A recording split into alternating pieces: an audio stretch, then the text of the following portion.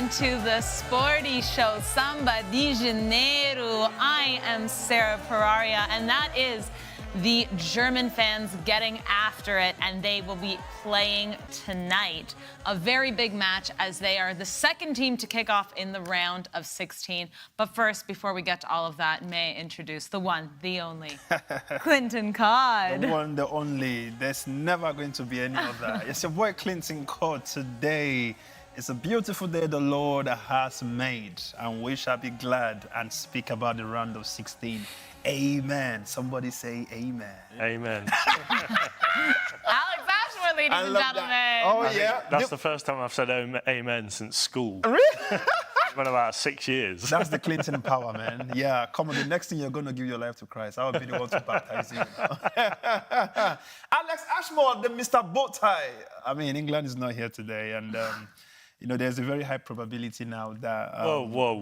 Wait, hang on. Wait. I'm not saying anything. There's a very high probability that the end of the red bow tie era is about to come. I'm going to get on an email to the UK government and be like, I don't think Klinton should have that passport anymore. Don't worry, at this point, there's nothing they can do. Trust me, I have two. If they cancel one, I have another one with another name on it. You know, the one now is with a C. I have a passport, the British one that has a K. Oh, my God. Switching it up on us. We also have a very special guest here, Mohamed Salah. Just kidding, it's Mo Salah. How Mo we Salah! doing? I'm good. The one How are you guys doing? You see, the funny thing is, whenever you call him Mo Salah, do you not notice that his ears moves? You know, there's this movement. Like the perking? Yeah. It's like, yeah. Man cannot play... He cannot play anything. Come on.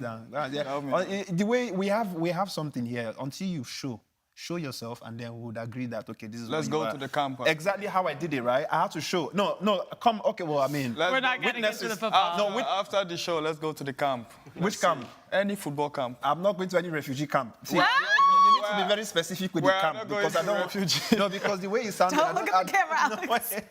I don't want to get into. This one is mentioning camp. I came into this country legally. Well, okay. In Spain we call it campo. Oh, they call it campo. Yeah, so I can just shorten it to camp. Right. So let's go to the campo and display our skills. Come on, let's do it. All I'm saying is you have to show us evidence. No, Sarah said the other day she watched you play and. No, don't worry. I'm not getting involved. I am not. I don't know why I'm being thrown under the bus all of a sudden. Don't get involved. At the end of the day, the whole football is come and see. Does that make sense? It's not by what people say. It's show. You know, in Nigeria they say show walking. To be fair, actually, though, all I've got on your footballing ability is what you've said. Yes. Okay, no. But see, and that's the funny thing. I don't want you to go by what I've said. I want you to go by what you see. Okay. Okay. I'm gonna have to come and watch you. No. Fact. Listen, I played a couple of days ago. What did she say? No. Stop. She said she's not getting into it. She's not getting into it, right? But don't worry. All right, enough about your football skills. Yeah. Let's talk about the tournament because we are back, guys. We had a few days off here. There was no Euros, but it has commenced, or will commence rather today. Remember to check out Sporty Live tonight, 4 p.m. WAT, 5 p.m. GMT time, because they are going live an hour before the Italy and Switzerland match, which kicks off the round of 16, and of course later on Germany and Denmark. And we will break down all of those matches. Make sure you follow SportyTV on our socials, Insta, Twitter, YouTube, all of it, TikTok, Twitch. We are here and we are covering the Euros for you guys. Here's what's coming up on today's show. We kick off today's Sporty Show by looking at our team of the group stage and debate who our standout players have been so far. We then look ahead to today's action as Italy face Switzerland live on SportyTV. We also take a look at the latest transfer news happening around the world. Yes, guys, there is so much to get into today, but first we have to start off with the team of the group stage. And this is always really fun, Alex, because I think it'll change very much so when we go through the round of 16 and then to the quarters and the semis and whatnot, obviously, as teams get eliminated. But it's do or die now. There is no best of 3 games. You got to win the game and move on. So I think it's really time for some of these bigger teams, maybe some of these players that have been sleeping a little bit, to England will have to wake up. England has to wake up. There is no choice. They are the first team. If you look at everyone that's qualified so far, the only team that has to wake up from their slumber England. France, Right? France, Well. Hey, yo, France. No. should wake I up. ain't even gonna would lie say to you. France might No, lead listen, I it. ain't even gonna lie to you. Even France. I feel like France and England is very easy for them to get at this tournament, like at this round of 16. 100%. I see it happening. France is up already. No. What do you mean is they're up? In what They're sense? up. How? They're not sleeping. I think they're. I think there's France, like one eye open. France have always been like slow starters. Yeah. But tournament. it's time for it's now. It's do or die. I don't believe it. When you see this particular tournament, I think you guys are not understanding the dynamics, how things are going, right? This particular one is not about, oh, this is how this team usually starts, and maybe later they'll wake up. No, if you are not good, you're not good. If Yeah, you're not wake waking up. up from Just the start, be awake. I mean, Don't it's sleep. exactly. Just don't sleep. No, for real. It's exactly what we were saying. At some point in this show, they said no. France, they are usually very bad in their first game and blah blah blah. Second game came, right? They gave us worse than the first, in my opinion, right? The same thing with England. People would have said that England, they are the type that, first couple of games, they've played. England has not had one good game. A whole group stage went past. Nobody can say this particular game, England really did well. It's all flop. I bet you, right? I mean, I don't have, the kind of bet I do, like just normal audio bets, right? England, we go into this round of 16. They are going to play rubbish. Again. Right? Again. And this time around, they are not going to be lucky. No. Listen, all right, Alex, all right. I understand how painful they can be. Right. They play tomorrow. Right, yeah. So we'll get into it tomorrow, guys. We will break down England. But first, let's, we're getting ahead of ourselves. We're getting too excited about these matches. Let's see what our producer, Ben, has put together for the team of the group stage. I'm a bit nervous, if I'm going to be honest, because we saw the team of match day 1 and 2 and 3. Here we go. All right. Please, can you tell producer to make it a full screen? I want to start seeing Okay, so... Because I'm sure he's probably going to put somebody like... There we go. Okay. All right, in the back, we have Mamadarshvili, and then across the back line, Nathan Ake, Calafiori, I'm so sorry. Karnitnik. Yeah, it's such a, I guess that's so many C's and K's. Kimmich, Sabitzer, Conte, Fabian Ruiz, Musiala, Mikatadze, and Nico Williams. Okay, players that must stay.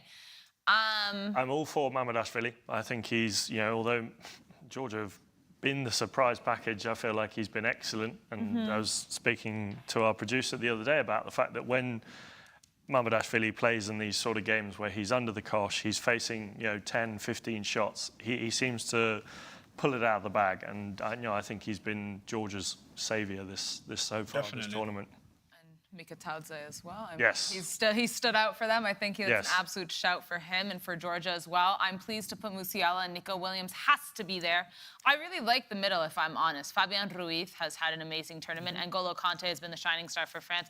And Sabitzer, honestly, has, from match day 1 to match day 3, I think has only gotten better and better for Austria. Mao, tell me how you feel about... All right, let's start with the front, guys, and move back. How about that? I mean, it would have been best if you permitted us to just go random, because by the time we are going through the back, this particular striker in my head, I might forget, and then... Would you like to start, Klinton? No, let's go through Musiala. You know what I will put in striker? Surprising. He will say one rubbish. I will take Lukaku. Oh, no, that one, a lot of us... very, very, very serious. A lot of us take Lukaku. I will take Lukaku as my striker. We had it for the day 2 one. Yeah, we had Lukaku for day 2. We put him in there instead. Because Lukaku actually plays. He really, really, really plays. His one-touch play, his layoff play, his hold-up play. That's a proper 9 there. No. Yeah, the goals are not coming yet, but... I think we literally gonna had come. exactly this. Eventually. We had this exact we had this conversation for our exact- match yeah, day 2. yeah, We said yeah. he should be in there. I think, to be honest, though, you can't leave out Mikhail Tadze. No, 3 no, goals no. in 3 games. He has scored those goals, and to be fair to him, he's playing in a team, with all due respect to Georgia, who aren't as good as Belgium. Their players, obviously, they do have the quality, but when you compare on paper those 2 teams, Lukaku should be getting those amounts of goals, and Mikhail Tadze is 3 and 3. That's an unbelievable start. Well, when we are talking about like a proper 9, like he needs to be a 9. No, I'm not arguing. Lukaku is I'm saying on form in terms of the Yeah, goals of we're the looking group though stage, at the.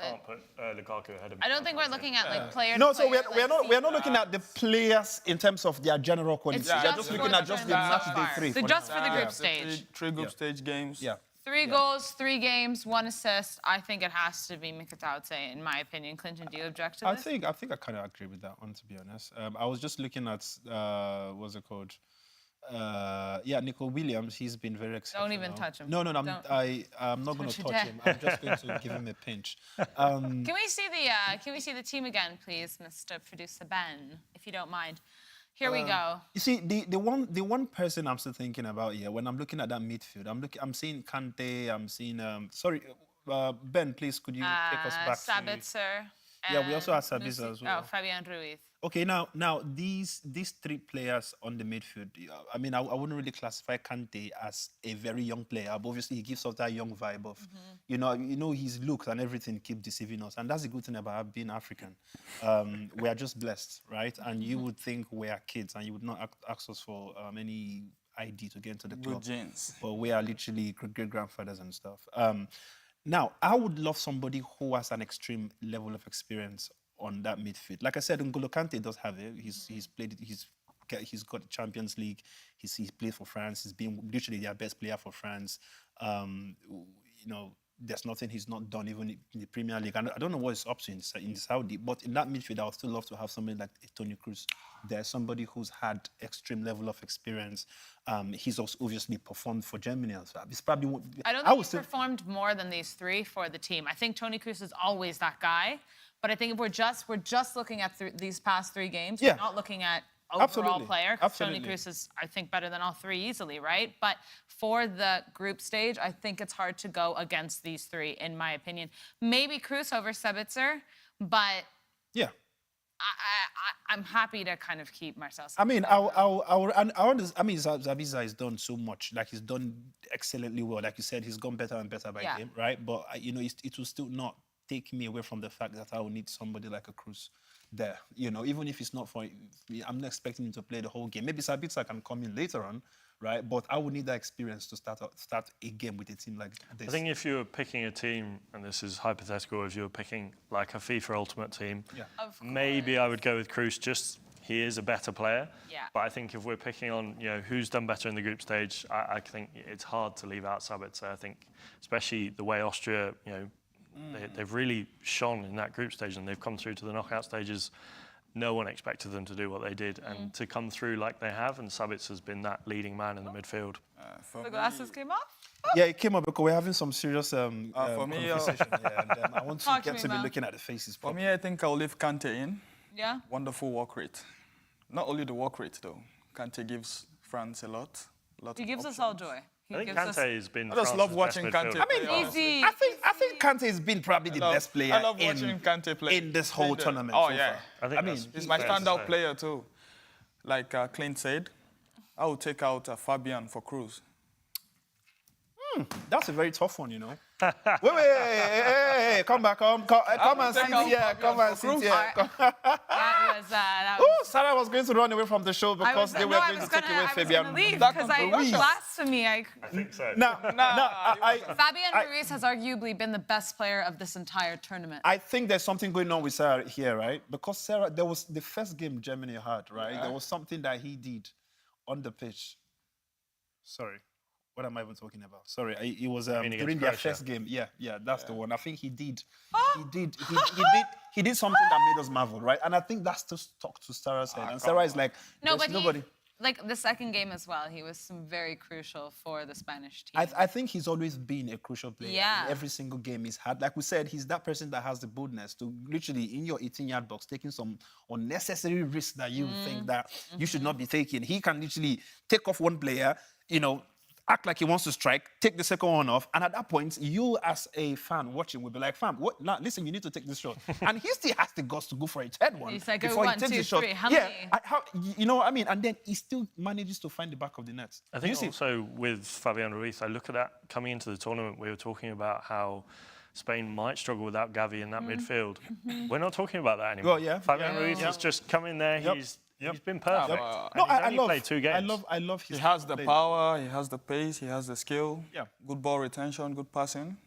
So, Yeah. yeah. So it's a nice now, addition to the so team. now, But for me, so now, Cruz over I think, Fabian. do you know what it is, though? I think what you're doing is you're looking at the player from outside the tournament. I think it's hard because you're putting you're putting Cruz on this pedestal, which he deserves to be on, and he does, sorry.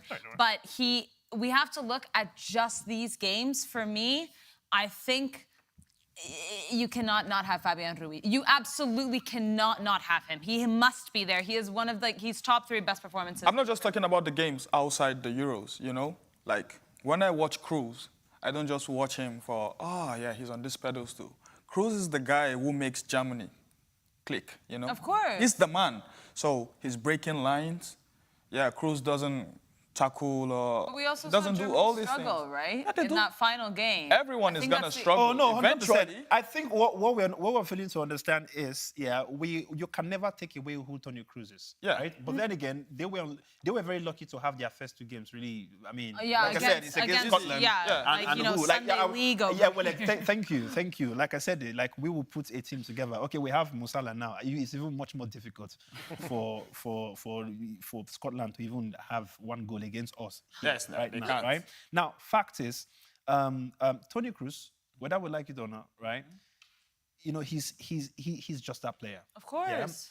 It doesn't matter where the team is or who the team is they're playing, whether they're the most difficult, right? One thing I know for Kroos is he would just show that maturity. He would show the fact that he controls, like he's the chief controlling officer of the midfield at that point in time. You see, now talking about that particular top 11 for this final day, I would definitely not agree with taking off Fabian Ruiz, right? It will still be Sabitzer for me, right? Now, it's because, like you said, it's just for this last day 3, right? But then again, Toni Kroos just has to be somewhere.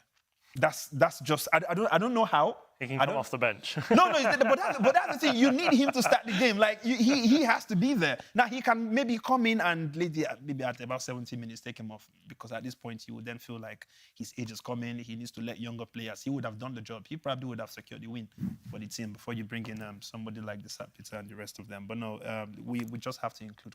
I think when I compare the 2, if I have all their stats on paper from the group stage, Kroos, yes, brilliant in that Germany midfield. He's, without Kroos, Germany are nowhere near as good a team they are. But that Spain midfield, we think, Rodri is the one who's going to be pulling the strings. But at this, so far, this group stage, Fabian Ruiz has been the one that's, he's only played 2 games. He was rested for the last game. He's been the key man in that midfield. Rodri's been good, but I think when you think of a standout player, it's been Fabian Ruiz for me. I think we're agreeing that Fabian Ruiz is not leaving this team. Are you saying if Toni Kroos has to be there, then it has to go for Marcel Sabitzer? I'm keeping Sabitzer. I think I'd keep Sabitzer. God damn. Wait. Okay, wait. So wait. Okay, but It's based wait, on 3 games. It's just the 3 games. Okay, That's I it. mean, let's It's not- go on. Toni Kroos, No, that's Toni has been good.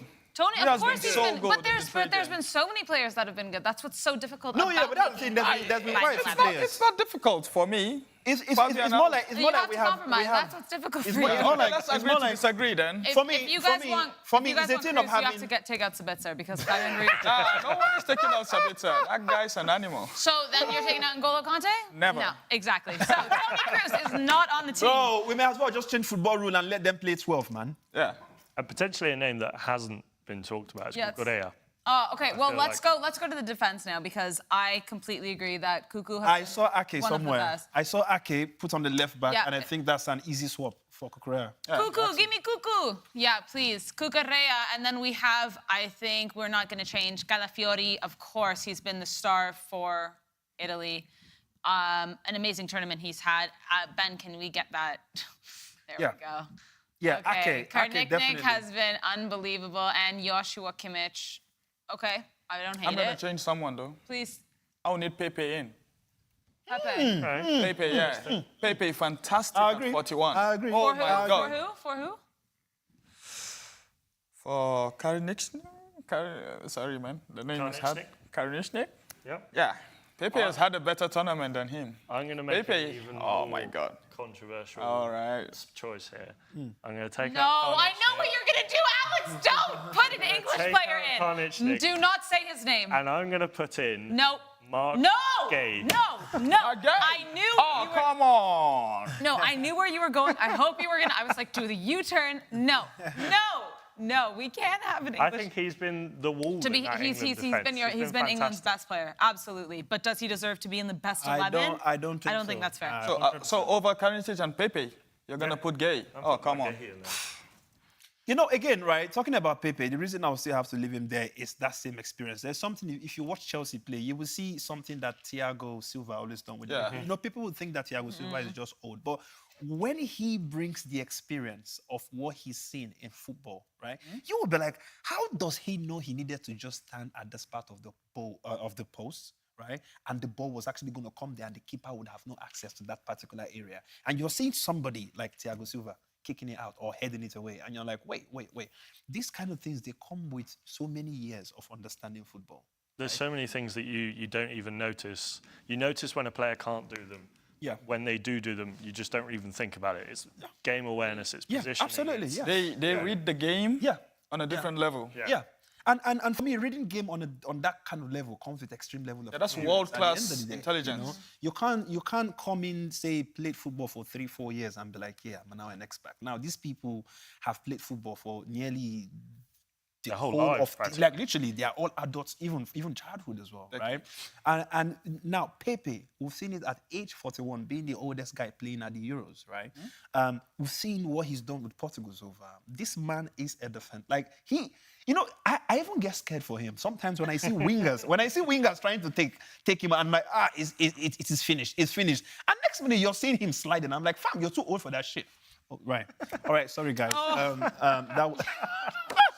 I know somewhere somebody's watching. Yes, I know. Strike one. Yeah. Strike three. Please, in advance, I apologize. Whoever that person is, please, let's not bring it up again. Let's just let it go. Let it go. All Let right. it go. Any honorable other mentions that we haven't said? Because I think you mentioned Pepe. I'd say Nuno Mendes has also been unbelievable for Portugal. I think he's been an outstanding defender. Do you have any more that you want to say, Mal, Alex, Klinton? Nah, I have no one else. It's difficult. I think goalkeeper, you could maybe argue Donnarumma. Yep. I think Donnarumma did very well in the last game, Yep. 100%. I think Mamardashvili deserves to be in there 100%. I think it's an honourable mention, but I don't think he deserves to be in there over Mamardashvili.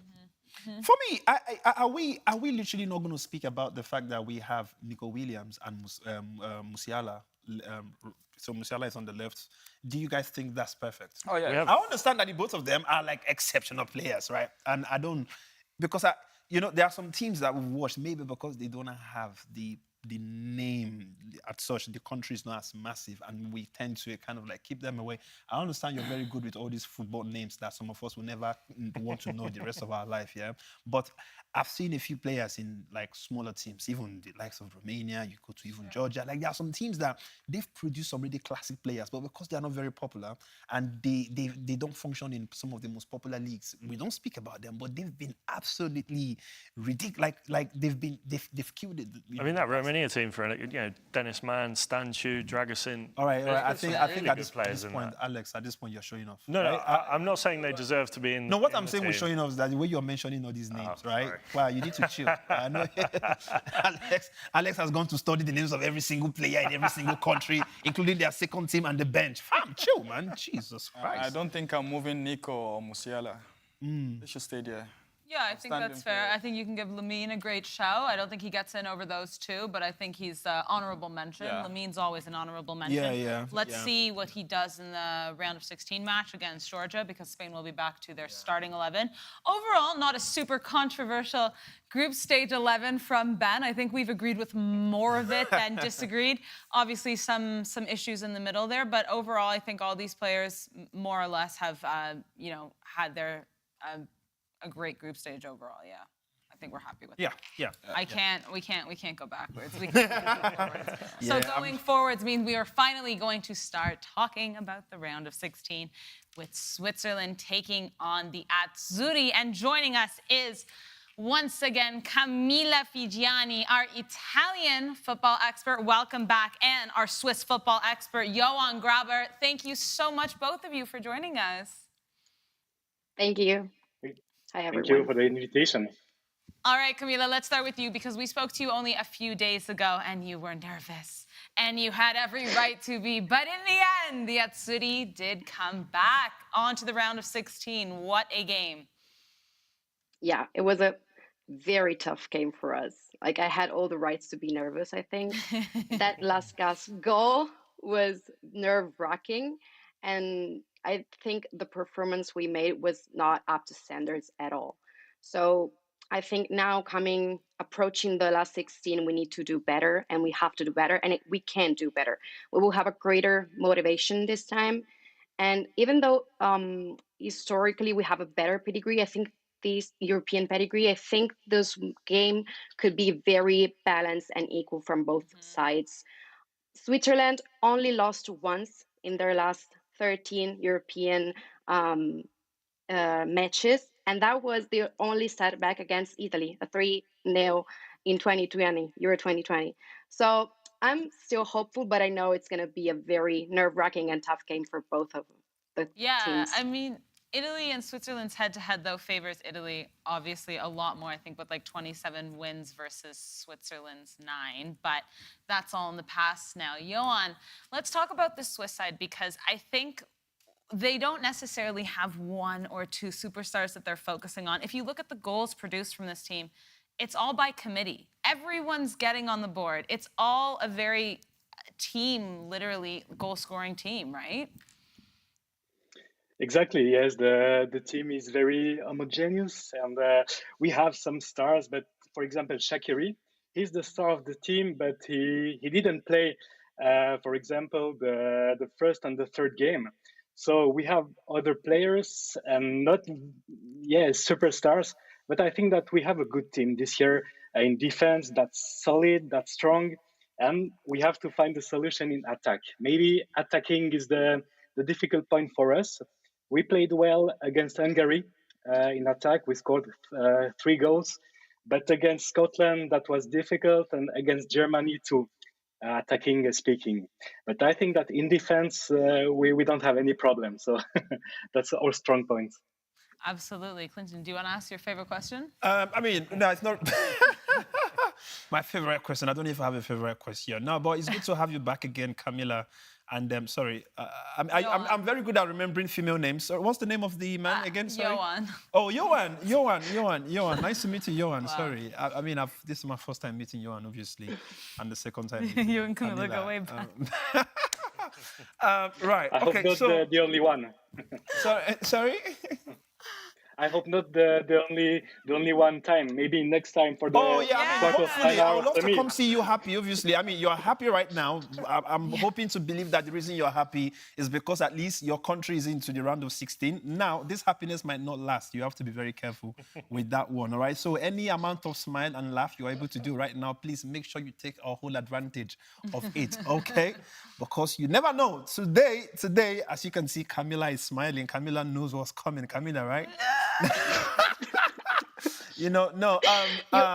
Sorry, go on. What were you going to say, Camilla? Wow, look at I'm just saying that you always put a lot of trust in Italy, and I love that. You're always so hopeful about Italy. Yes, no, I mean, at the end of the day, I think Italy, they give us really nice people to speak to on the show. So that's why we have to kind of like give them some kind of backup, right? So now, Johan, talk to me. Is there any level of fear for you today that it might not go your way today? Like, what's the one player in the Italian team that you feel like this is their biggest threat to Switzerland? Johan, the question is for you, if you don't mind. That's a good question. I think Chiesa, if he plays, he's the most dangerous player for us. I think so. Yes, right. He's very. He has a lot of speed, a very technically player. So I think that he's the most dangerous one for us. Okay, if you had one prayer request, assuming you believe in any kind of spiritual power like God or anything, what would be your prayer point today for Chiesa just before the game starts? Are you praying for some kind of... No, wait, you never know. You know, these things, they could come to pass. Like, you know, some people would say from your tongue to heaven, you know. So, Johan, if you had just one superpower now, what would that superpower be for you to have an easy game today? To find the good striker, really. Right. As I told before, I think that in defense, we won't have any problem maybe with Chiesa, but I think that we are very solid in defense. We have to find the good striker, and I hope it could be, for example, Endoy. He played very well against Germany, so if he can do the same game as Germany, we will have a chance. But we have to find the striker. Right, okay, lovely. I think that's almost the same issue with Italy in terms of when I look at their game. I think they played well against Croatia, 12 shots, only 3 on target. And, you know, we look at the likes of Skamaka and how maybe he hasn't got firing this tournament, and Switzerland's performance against Germany, they were up against it and they were completely dominated in terms of possession and shots on target, but they held off and they got a good result. Camilla, do you worry about the Italian strike force? Do you think they're up to the task? I think I asked the same question last time against Croatia, but it's a difficult test against Switzerland. It is a difficult task. As you mentioned, we had a few shots against Croatia, but most of them were not on target. This time around, I think Spalletti trained with Al-Sharawi in the starting 11. So I think it will be an attacking of 3, Scamacca in the center, Chiesa on the right, and Al-Sharawi on the left. So I'm hopeful about this. I'm more worried about our defense with Calafiori missing this game, Bastoni in doubt, Di Marco as well. We're not sure he's completely recovered from that calf injury. So I'm more worried about this defense this time around. But Camila, if there's one thing we know about the Azzurri is that their defense has always been their strongest, asset. And we saw Matteo Darmian play in that game against Croatia, and he was fantastic. But going back to, Alex and I, we were talking about this in the last game against Croatia with Camila, but they obviously started Retegui, which is what you had mentioned, and Raspadori, and they actually looked really good. But you still think that he's going to go back and, in fact, bring in El Shaarawy. That's like a very big change for such a big match. That's a very big change. But from my point of view, Spalletti has not his ideas completely clear. He's not 100% sure about the formation.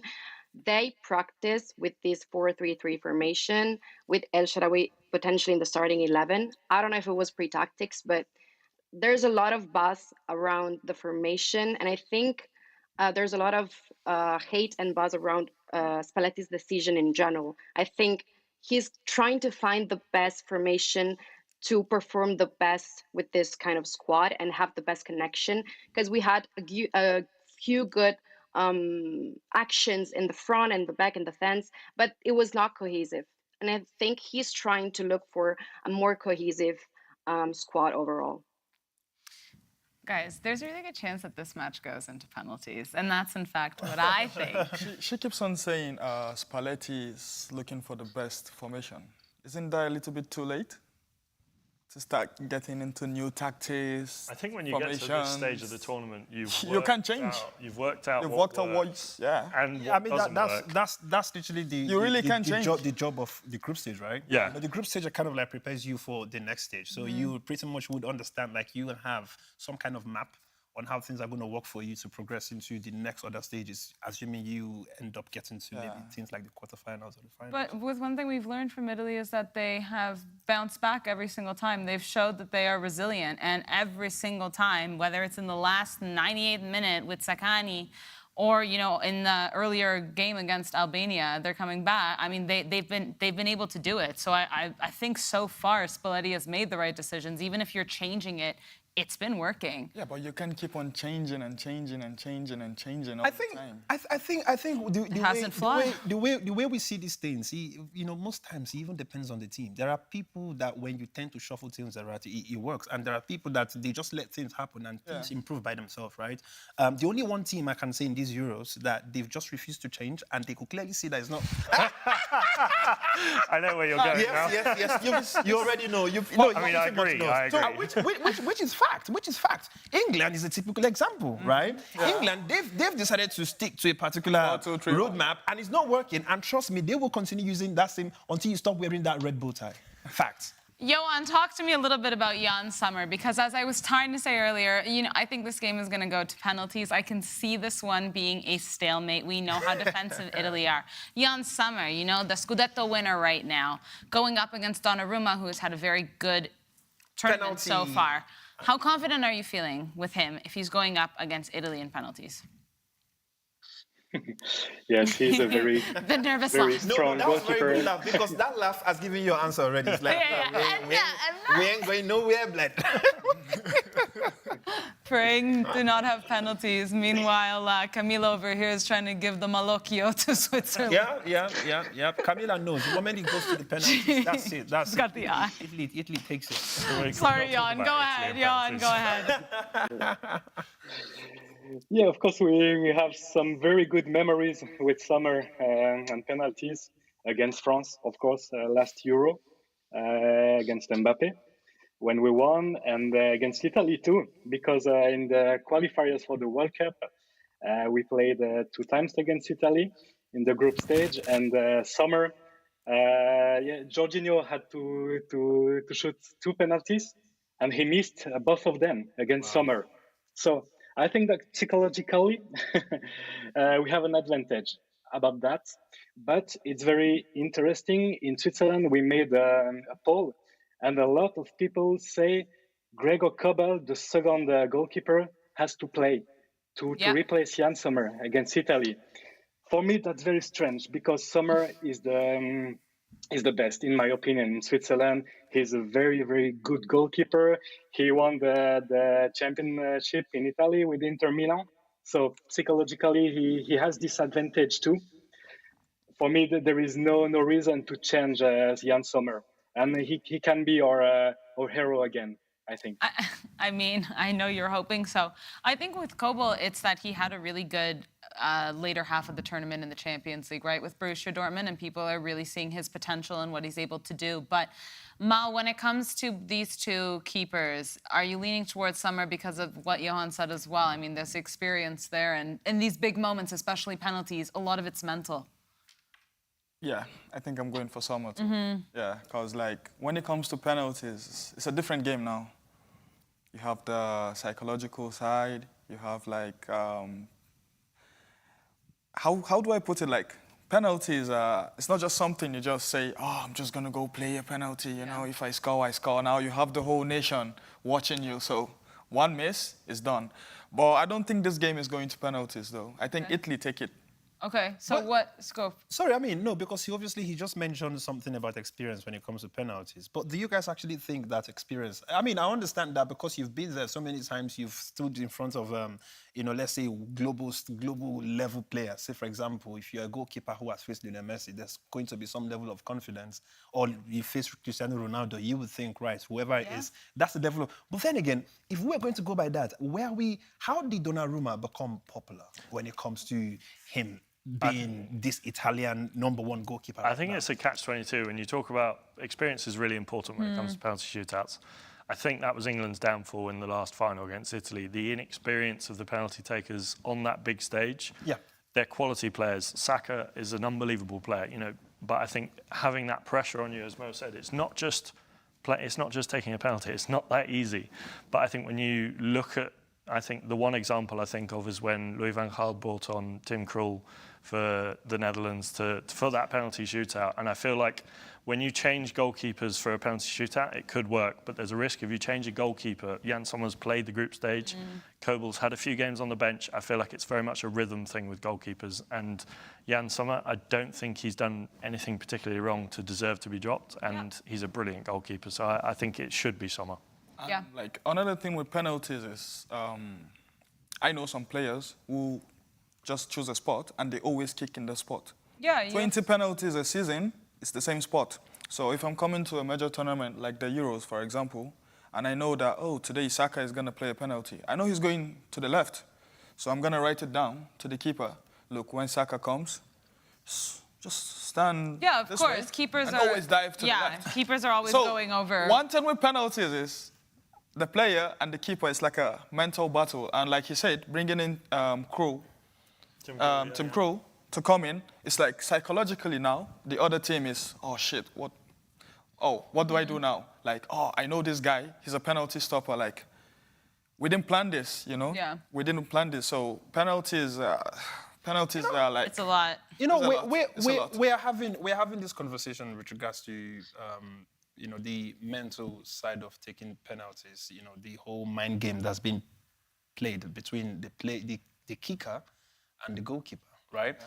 Now, when it comes to player versus keeper, and experience, I would agree with that conversation. You know, the area I was speaking about was actually goalkeeper and experience, right? So now, there's a difference between, yes, it happened with England where you had all these unexperienced players missing their penalties, in that kind of global massive stage. Fact, that's likely to happen. But when it comes to the keeper side of it, right, I come back to this guy, Donnarumma, right? There was a game, I can't remember which game it was, where Donnarumma probably... Camila, I don't know if you remember, you might help me with this one. But he saved about... Too easy, Alex. No, y'all need to chill, man. Jesus Christ, man. But Donnarumma did save. Like, was it 3 or 4? He had 3 or 4. I can't remember. I can't. Maybe I think it was against England. If it's not England, It might have been against England. And this was when Donnarumma actually became who Donnarumma is today, right?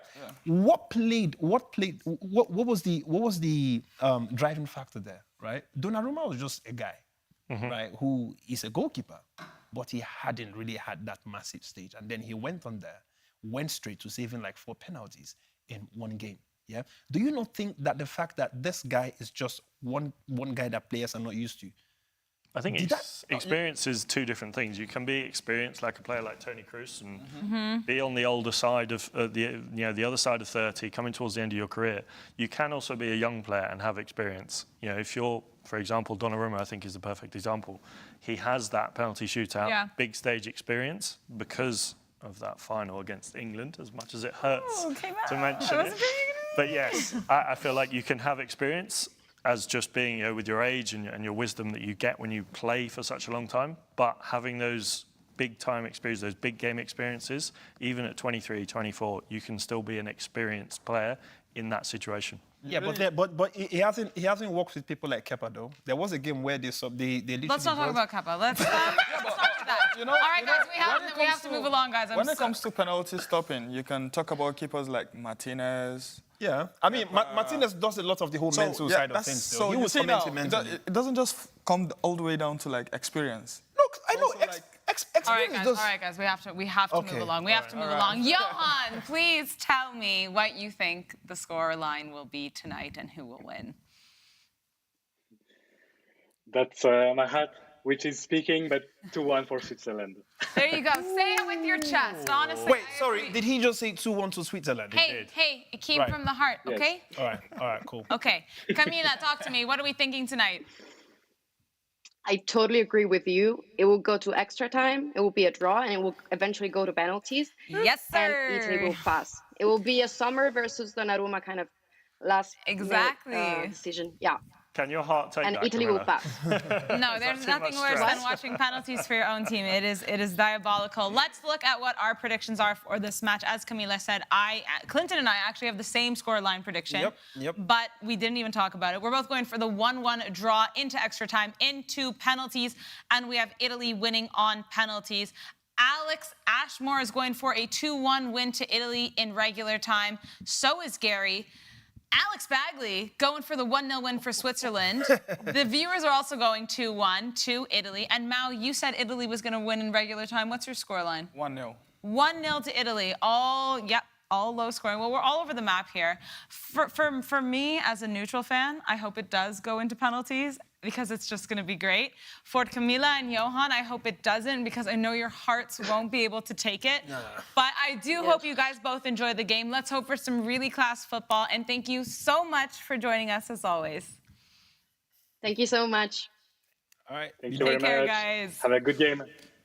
You know what? You know what? Personally, I do not want this to get to penalties. Because you don't want to watch it. No, do you know, crazy thing is, Do you want to go to bed early? No, No, because we have another match. Reason is because I don't know if this is just me, but penalties, it increases my blood pressure. Oh my usually. God, no, me too. that's what I'm running around the house, like I'm getting. You know, like you're thinking what's gonna happen next, or this guy's gonna, and you start making all these fake predictions in your head. Oh yeah, the way this guy is actually stepping towards that football, he's definitely gonna. But win. you know, like you have different thoughts about how. Yeah, it's honestly the worst. It's the worst. I don't like experience. There's actually research that was made about how the guys place the ball. Then you know he's gonna miss or if he's gonna score. Really? So his body language. I'm gonna miss. No, and but I'm that's gonna what I'm score. saying. Even it goes down to the way you even pick up the ball. Yeah. So go. Yeah. Everything go. I'll tell you this much for free. You mentally, right? In my head, I'm like, But right, you can tell even from watching through the screen. Yeah. Lucas Paqueta, last night against Paraguay, your first penalty, I saw his face. He had, the nerves. Yeah. I looked at him, I was like, it's not right. Not even the post, not a save, just right. It is a lot. It's a lot of pressure for these players, but I kind of hope to see it because it's not one of mine. It's not someone I'm supporting. But either way, let's see what happens in that game. There is one more game. We have about 10 minutes left, guys, so we got to run through this. But Germany is taking on Denmark. Germany, Alex, obviously one of the favorites. We've talked about it. They're at home. They haven't necessarily had too much to deal with yet. Denmark kind of showing up. I mean, the only news there is that Christian Eriksen may be out due to some sort of stomach issues. But I think if I know Christian Eriksen, he's going to come on that pitch.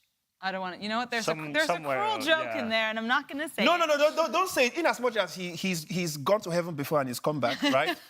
I don't think there's anything that would.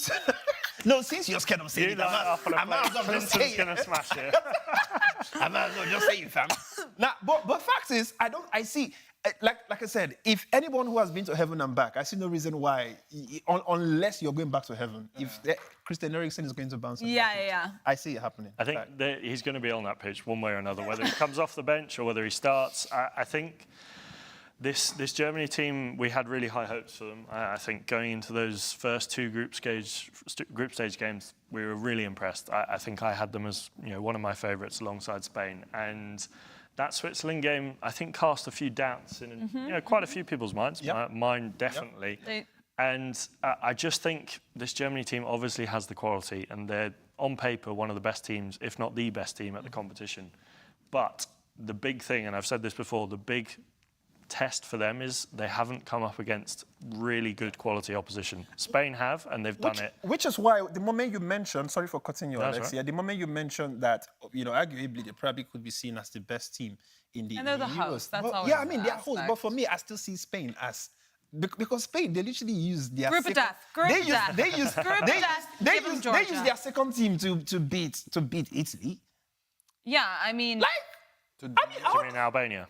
Was it Albania? It was Albania. Sorry, Italy was the game that we watched together. It was really good, the back and forth. Oh, yeah, okay, In the yeah. end, So it wasn't that one. 1-0. Sorry. So it had to be the Albanian one. Yeah. I mean, that was the same. Okay, Mao, talk to me right now about if you're Julian Nagelsmann, are you starting Kai Havertz or Nicholas Füllkrug? Havertz. Now, think about that question properly. Havertz. I have a thing against Füllkrug. I'm not gonna lie. Like, he's not just the guy for me. Why? I don't know. I don't Because he just like scores? the way he scores what? Like, What?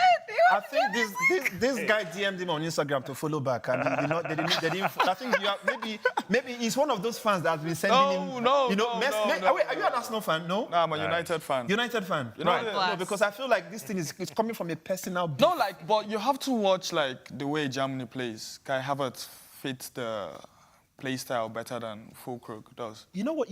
Just speaking about Füllkrug and Kai Havertz, right? And this is from my opinion. Your opinion, right? yeah. These are the type of games where you're not looking for just somebody to run around and hope to get a ball, right? You're looking what for I'm somebody whom the slightest opportunity that comes to you, one way or the other, even if let it be that the least thing you can do is to make sure your ball is hitting the woodwork. At least, and this is something I know Füllkrug easily will deliver, right? This series, we've seen. This is the round of 16, at this point, this is not the qualification There's where no time, no or the margin group for stage error. where you're trying to find the best. Yep. Blah. No. This point, you're literally selecting the best from the group stage. They are going to represent you. At Yeah. this point, who am I going to select in the German team? Yo, any day, all day, this week, next week, till the Euros ends, I'm going to go with Fulkrug, straight up. It's a good headache to have for Julian Nagelsmann. I Yeah, think no, absolutely. both bring the advantage. We've seen how well Kai Havertz has done towards the end of the season with Arsenal. You know, he's really come into that role, and I really like to call it the new Thomas Muller in that way. If he's not an out-and-out, goal scorer, he's going to be in those positions. He's going to link up well with other players in the attack, Wirtz and Musiala. There's a real good feel about that Germany attack, and I think Havertz could be the player. Maybe, and this is a wild suggestion, if Julian Nagelsmann, if you're listening, you fancy playing Havertz just behind Niklas Füllkrug? If he does, Alex, you got to come in wearing some sort of German bow tie. Forget England. You've got to. I do think Havertz and Gundogan complement each other. So I think... So then you'd remove Havertz because you don't remove Gundogan. No, they do complement each other they do? on the pitch. Oh, okay. So it's easier to play that way than playing with Füllkrug. Because when you watch the games, Havertz, obviously, is always giving Gundogan the space to run in behind, play what he do, just enjoy the game. Well, but with Füllkrug, it's like he keeps on occupying the spaces where you have like the runners who need to be there. So Yeah, but why, would you really call that occupying the spaces? Because like we said, we've seen what he's done on the pitch, right? Yeah, Those spaces that you seem to, that you think he's going to...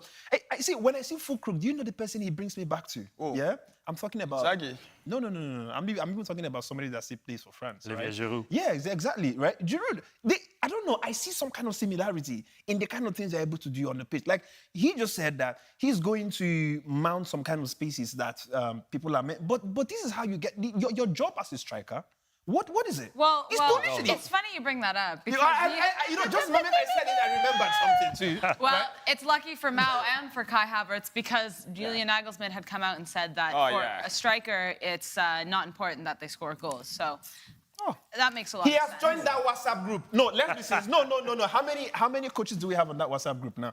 We have Finidi George. We have Gary Gareth. Southgate. We also had one of the coaches recently as well. Turkey coach. Turkey, yeah. The Turkey coach, that's the one. Why do we forget every time? We had that one, and now we have this. Julian Nagelsmann for this- saying that strikers don't need to score. How would you? So, I mean, but if he's saying that, Kai Havertz is starting. Yeah. Yeah, no, For what- sure, what- because, yes. Well, no, oh yes, absolutely, I agree. Yeah, Kai Havertz can start if we go by that phrase. Yeah, but the truth is, are we going to agree with the phrase? What's the job of a striker? Listen, you have nothing to do shall I in Google a it? pitch apart from scoring goals. Like literally, you don't have to. You don't have to head. You don't. Just make sure, no matter how you do it, get the ball at the back of the net, but just make sure you don't get a foul whilst it's going in. That's the job of a striker. Nothing else. It's like Finidi just saying you don't need any tactics to win a game or whatever. Like, this is how I'm seeing these kind of statements here and there. Like, to me, it doesn't make sense. I think there's like something going around in the air. No, because there people is. are starting to say some very peculiar is. things. Julian Nagelsmann, he's a good coach. He's a good coach. He's young, so he's probably still Yeah, and he doesn't have dementia. Like, sound let's of be sincere. mind Like, and Jesus something Christ. else. Like, I just looked at Alex. I feel like there's something going on. And you see, Pfizer that did the COVID-19, Oh, they need absolutely to start not. thinking We about... gotta- we gotta stop. We gotta They stop. Guys, let's give some... This is sorry. like a false nine role. So you wouldn't say I'm playing without a striker. It's just a false nine. So. Well, let's see. I think he will start with Kai Havertz. Let's give some love really quickly before we end the show to Denmark. Obviously, we spoke Christian Eriksen. We have Højbjerg. We have Andreas Christensen, who's had an amazing season and good start to the tournament as well. Kasper Schmeichel, also very experienced keeper. They're not going to go down without a fight.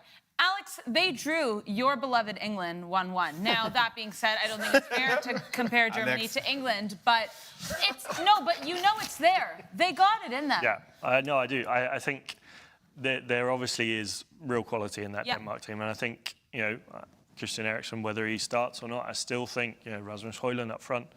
It's a team that can win you games, and we saw it against England, albeit England weren't at their best, and England have been poor at the Euros so far. But Denmark still had to deliver. They still had to get the goal, and I feel like the quality they have in that midfield, they could cause us a few surprises, and Germany too.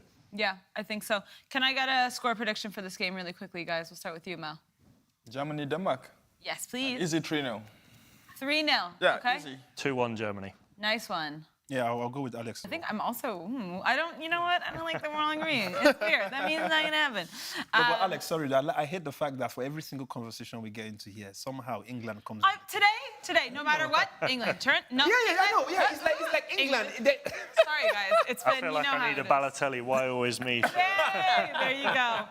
Yes, guys. It should be good, though. The round of 16 is here. I'm really excited to finally watch some knockout football. Yeah. This is where we determine the boys from the men, as they say. It should be very interesting. Remember to check out Sporty Live again this evening at 4 p.m. WAT time, 5 p.m. GMT, ahead of Switzerland and Italy. Anything else you'd like to say, Klinton Codd, before we send our lovely viewers off? Well, the only thing I want to say is, Follow us on SportyTV, guys. We'll be back again tomorrow previewing the one and only England. Spain are in action as well. Let's see how it goes. Enjoy the football, enjoy the round of 16, and we'll be back tomorrow.